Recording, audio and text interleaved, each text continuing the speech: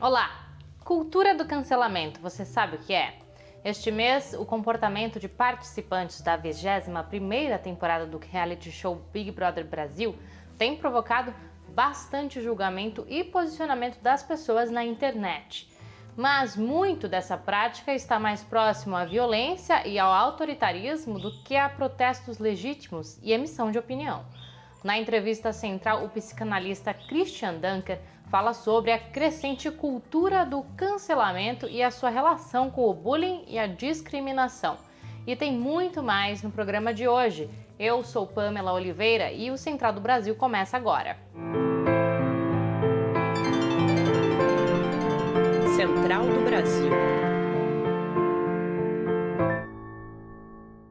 Com mais de 220 mil mortos por coronavírus e 14 milhões de desempregados, as famílias brasileiras sofrem com a grave crise.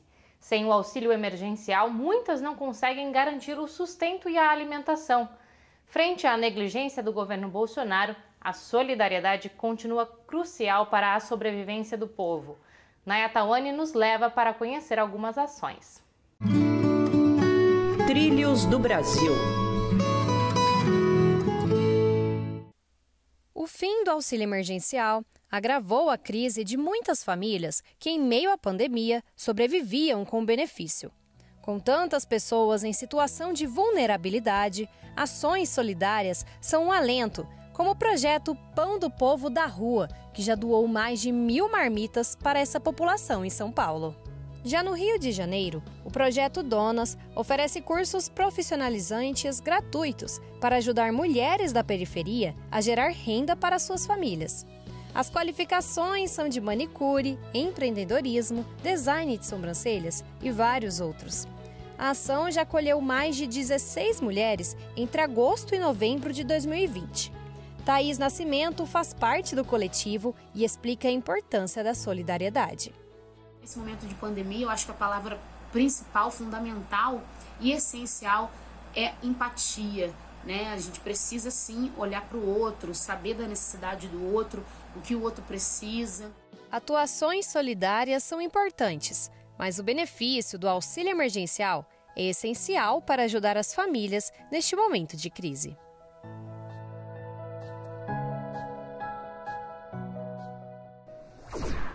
E a omissão do governo Bolsonaro no combate aos efeitos da crise sanitária não está passando batido. Na Câmara dos Deputados, a oposição reuniu assinaturas para instaurar uma comissão parlamentar de inquérito, a chamada CPI, para investigar a postura irresponsável do governo federal. E os movimentos populares, centrais sindicais, frentes e partidos também estão convocando um Dia Nacional de Solidariedade ao povo e de luta pela retomada do auxílio emergencial integral e para todos, como saída para salvar vidas. Anote na sua agenda. A mobilização será neste sábado, dia 6 de fevereiro. Vamos falar agora um pouco de cultura. A primeira semana de fevereiro é uma semana em que as religiões de matriz africana reverenciam a orixá Iemanjá. A escritora Kilzan Oliveira nos conta a história da Rainha do Mar na Parada Cultural de hoje. Parada Cultural. Olá, eu sou Kilzan de Oliveira, narradora de história e escritora. Eu vou contar uma história aqui desse livro meu, chamado Omoba, Histórias de Princesas, da editora Amaz, ilustrações de Josias Marinho. Eu adoro saber como os povos entendem como o universo foi criado. O povo Yoruba da Nigéria, uma das histórias que eles contam envolve Iemanjá. E eu vou contar para vocês. Iemanjá era uma rainha que vivia muito sozinha e Olodumare não gostava da tristeza que via nela por conta disso. Ele juntou todo o seu poder e com uma mágica ele fez sair de dentro da boquinha de Iemanjá várias nuvens, nuvens grandes, nuvens pequenas. Iemanjá ficou tão feliz porque ela teria finalmente companhia. Mas de repente eles viram as nuvenzinhas subirem, irem para o céu mais alto ainda. Olodumare fez a mesma coisa com as estrelinhas. Iemanjá ficou super feliz, mas percebeu que as estrelinhas foram subindo para o céu mais alto ainda. Olodumare não se deu por vencido, bateu palma muito forte numa rocha, ela se abriu e de dentro dela água do mar, água sem fim, saiu de lá. E quem é que fica sozinha no mar? Porque com aquelas águas, peixinhos vieram, corais, madrepérolas, pérolas, algas marinhas, e Iemanjá ficou muito feliz. E Olodumare, radiante, vendo a felicidade de Iemanjá, quis deixá-la mais feliz ainda e fez sair da boquinha dela seres semelhantes a ela, chamado Ogum, Oxóssi, Exu, Oxum. E eles gritavam para ela: Odoia, viva mãe Iemanjá! No cenário internacional, as relações antidiplomáticas que vêm sendo estabelecidas não estão projetando uma imagem boa do país. Em entrevista ao portal Opera Mundi esta semana, o presidente venezuelano Nicolás Maduro comparou Bolsonaro a Trump, ex-presidente dos Estados Unidos, ao falar da pandemia e da crise de oxigênio em Manaus, que contou com a solidariedade venezuelana. A má avaliação do Brasil também recai sobre o Ministério das Relações Exteriores. Afonso Bezerra nos conta mais. Nacional.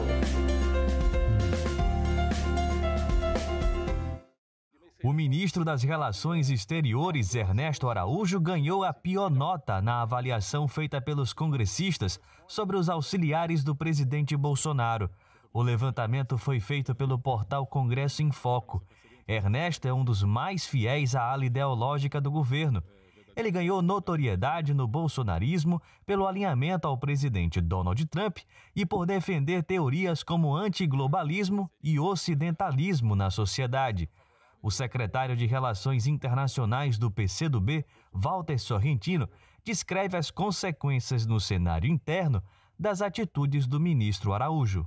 O Brasil se isolou completamente do mundo, ao alinhar-se carnalmente com os Estados Unidos de Trump, procura se aliar com essas forças internacionais da extrema-direita, mas que não tem grande peso internacional, de modo que ele isolou completamente o país. Isso tem um custo muito elevado, em todos os sentidos. O vice-presidente Hamilton Mourão chegou a mencionar em entrevista à Rádio Bandeirantes que Araújo poderia ser desligado do governo após a eleição da presidência da Câmara e do Senado. O ministro voltou a ser alvo de críticas por causa da lentidão na compra das vacinas. Araújo assumiu o cargo de ministro, rechaçando valores como cooperação, tolerância e politicamente correto. Foi favorável às intervenções nas questões internas da Venezuela e adota posturas negacionistas a respeito das mudanças climáticas. Muito parecido com essas posturas intolerantes e autoritárias é a chamada cultura do cancelamento que está na moda. Muito mais do que emissão de opinião, o tal cancelamento tem atuado como atualização do bullying e manifesta novos mecanismos de discriminação. Sobre este assunto, Jonatas Campos conversa com o psicanalista Christian Dunker. Entrevista Central. Conosco o psicanalista Christian Dunker. Ele é professor do Instituto de Psicologia da USP, é autor de vários livros e também tem um canal no YouTube, o Falando Nisso, onde ele discute diversos temas como o cancelamento, que é o que a gente vai conversar hoje. Doutor, muito obrigado pela sua participação. Um prazer, Jonathan, estar com vocês. Por causa do Big Brother Brasil, programa da Rede Globo, que tem uma grande audiência, a palavra cancelamento está na ordem do dia. Eu gostaria de perguntar ao senhor, o que é exatamente o cancelamento? A gente pode entender o cancelamento de várias maneiras e ele incide de forma diferente quando a gente pensa o grau de inclusão digital e o grau de inclusão de cidadania daquele que está praticando isso. Tá? A gente pode dizer que, em alguma medida, no Brasil, ele é uma continuação da cultura do condomínio. Tá? A cultura do condomínio não é só aquele que mora no condomínio, mas é uma atitude, é uma mentalidade em que, diante da diferença, do conflito, daquilo que não é como eu penso, que segue os meus valores, eu construo um muro. eu construo uma negação. Eu digo, olha, eu vou tirar você da minha frente, da minha vida, eu não vou mais assim precisar conviver com você.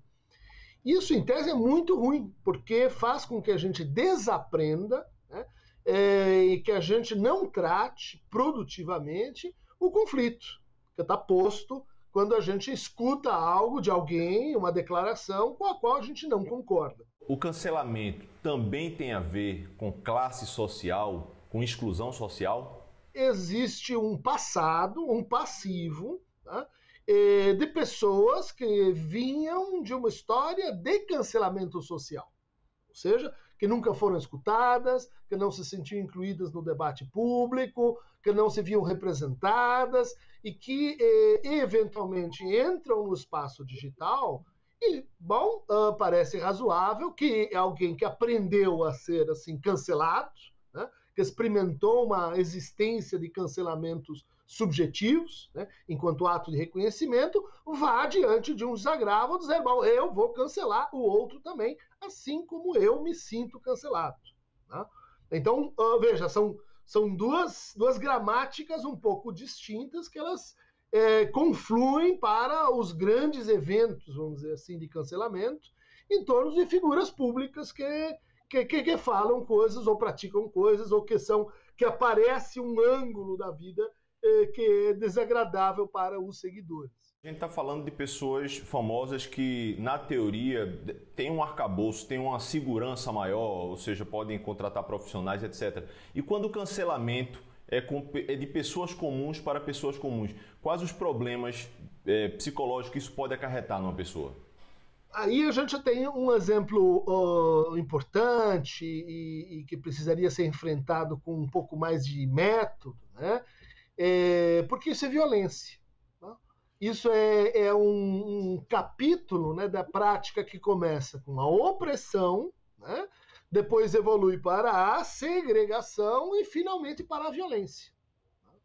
É o que faz, vamos dizer assim, a lógica do bullying. Eu digo, você não pertence a essa minha comunidade de populares. Você está fora. Você, para nós, é ninguém. Você não existe.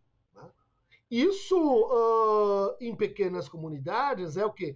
É a fonte de um ressentimento que vai voltar cedo ou tarde como um desejo de vingança, tá? Como um sentimento de injustiça continuado. E qual é a antítese do cancelamento? A antítese do cancelamento é a inclusão. Né? A antítese do cancelamento seria assim, uma certa ética, né? Em que a gente, de coração, né? Quer dizer, incorporadamente, não apenas seguindo um procedimento, a gente entenda e sinta que a diversidade nos enriquece. O oposto do cancelamento é olhar para o Brasil tal como ele é. E, vamos dizer assim, produzir uma inclusão dos nossos conflitos. Por quê? Porque isso faz com que a gente se aproprie dos nossos conflitos. Que a gente sinta que, olha, aqui nós dois brigando e se altercando é o microcosmos do que a gente vai fazer quando tiver um problema aí, geral, amplo, como a vacinação. O que a gente vai fazer quando tiver um problema geral, o que vamos fazer com o saneamento básico, o que vamos fazer com a dívida, o que vamos fazer com o Brasil. Uma última pergunta, professor. Se eu estivesse do meu lado e eu estivesse pronto a cancelar uma pessoa, uma terceira pessoa, o que é que o senhor diria para mim? Você tentou tudo o que você podia? Você fez a sua parte? Você realmente se esforçou nesse debate? Você colocou o seu nome na mesa? Você abriu, assim, quem você é? Ou você está defendido atrás de um pseudônimo? E vai cancelar covardemente alguém que não sabe quem você é? Você jogou limpo. Bom, então cancela. Você fez tudo o que você pôde, então cancela. Agora, cancelamento preguiçoso e narcísico, esse aí é fácil. Eu fico por aqui e aproveito para te lembrar. A pandemia continua grave, então use máscara e sempre higienize as mãos. Um ótimo final de semana e até segunda-feira.